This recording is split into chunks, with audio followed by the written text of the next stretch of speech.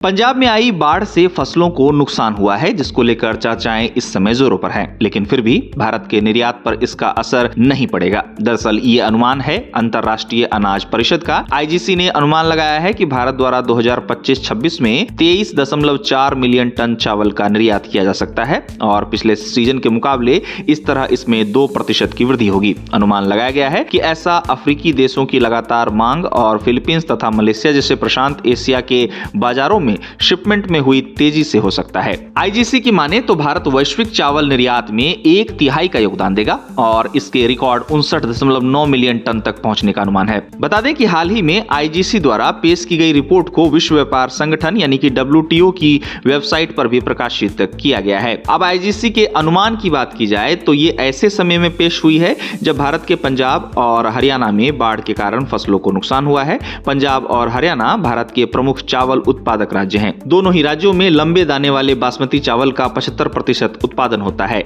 लेकिन बाढ़ के बावजूद भारत के चावल निर्यात पर कोई असर न होने की बात रिपोर्ट्स और विशेषज्ञों के हवाले से सामने आ रही है। विशेषज्ञों ने कहा है कि पूर्वी और दक्षिणी राज्यों में भारत का विविध चावल क्षेत्र कुल उत्पादन को सहारा दे रहा है। उनका कहना है कि पंजाब में बाढ़ के कारण फसलों को नुकसान जरूर हुआ है और ये चिंता का विषय भी है, लेकिन भारत का उत्पादन आधार बड़ा और विस्तृत है जो क्षेत्रीय झटकों की भरपाई करने में मदद करता है। गौरतलब है कि पंजाब और हरियाणा में बासमती की फसल को नुकसान होने की खबरों के बीच बासमती चावल के निर्यातक अपने निर्यात कोटे की भरपाई के लिए देश के अन्य राज्यों की ओर रुख कर रहे हैं, क्योंकि मिल मालिकों को विदेश से इस साल बासमती चावल की अधिक मांग की उम्मीद है।